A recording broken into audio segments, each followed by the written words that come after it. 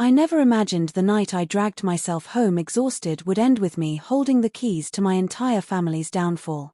My name is Emily Carter, 34, senior accountant, the one who kept the lights on, the mortgage paid, and the household running while everyone else coasted. After 14 grueling hours on the road through a relentless downpour, all I craved was a hot shower, my husband's quiet welcome home, and maybe a hug. Instead, I pulled into a pitch-black driveway. No outside light. No flicker from the TV. The house felt like a tomb. I stepped inside. The air was thick, musty, untouched. My rolling bag scraped across the hardwood like a warning. Normally, my husband Ethan would have the game blaring. His sister Victoria always left the hallway sconce on for safety. Tonight, nothing. I called their names. Silence answered. A chill crawled up my spine. In the dining room, under an overturned coffee mug, lay a single sheet of paper. Ethan's sloppy scrawl shared space with Victoria's precise cursive. Both signatures. The note was brief, clinical. Gone to recharge. Phone's off. Handle the old lady in the spare room. Take care. The old lady was Ethan's grandmother, Evelyn Thorne, bedridden after a severe stroke 4 years earlier, barely able to speak, completely dependent. They had abandoned her like an expired coupon. No mention of her medications, feeding schedule, nothing. Just gone. My pulse hammered in my ears. Almost 48 hours. No water. No food. No human touch.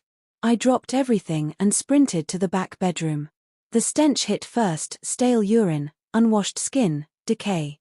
The curtains were drawn. The room was a cave. Evelyn lay motionless on the narrow bed, skin like parchment, lips split and bloodless. I thought she was dead. I touched her wrist. Ice cold. Panic took over. I raced to the kitchen, warmed water, grabbed a straw. Back at her side, I lifted her head gently and dripped liquid past her cracked lips. She stirred faintly, swallowed once, twice. Tears burned my eyes as I sponged her face, changed the soiled linens, dressed her in the softest nightgown I could find. All the while, rage simmered beneath my fear. How could they? Family? Then her thin fingers clamped around my forearm, strong. Too strong. My breath caught. Evelyn's eyes snapped open, clear, piercing, nothing like the vacant stare I'd seen for years. Close the door, she rasped, voice steady. Lock it. Then move the wardrobe. I obeyed, heart thundering. Behind the heavy oak wardrobe was a floor panel, cleverly concealed. Beneath it, a polished mahogany case. She opened it with practiced ease.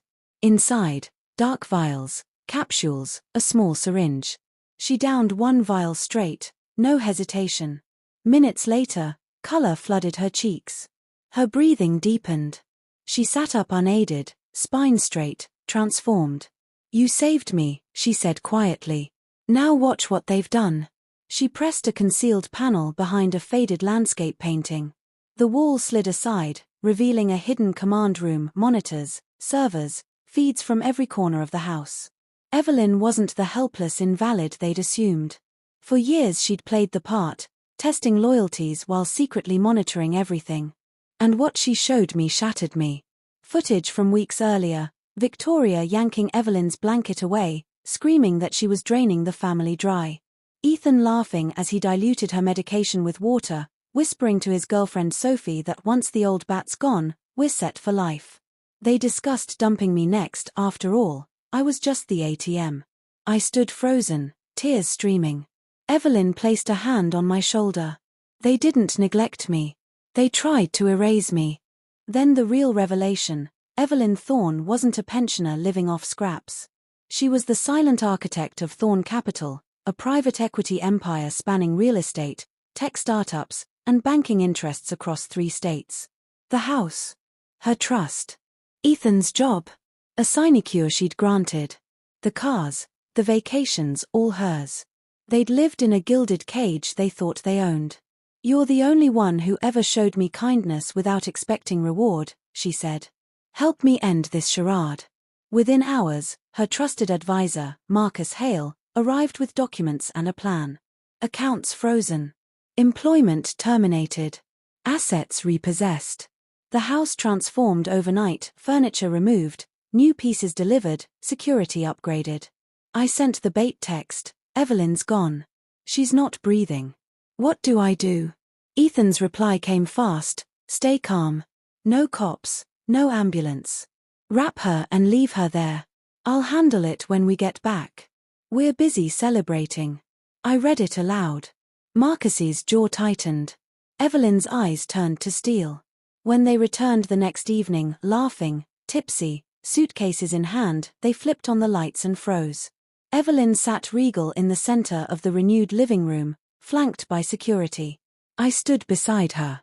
Marcus stepped forward with the legal folder. Ethan stammered, "Grandma? What?" "You thought I was dying," Evelyn said calmly. "You made sure of it.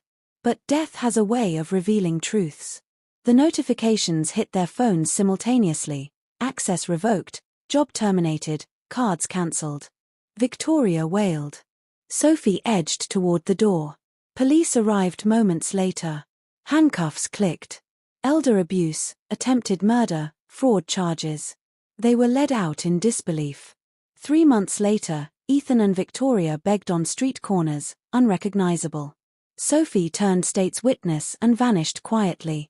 A year on, the court handed down heavy sentences. Ethan, 15 years, Victoria, 11. I felt only calm relief. Evelyn lives comfortably now, surrounded by genuine care. I run a wing of her foundation dedicated to protecting vulnerable elders. We've become each other's family. Kindness isn't weakness. Sometimes it's the sharpest weapon.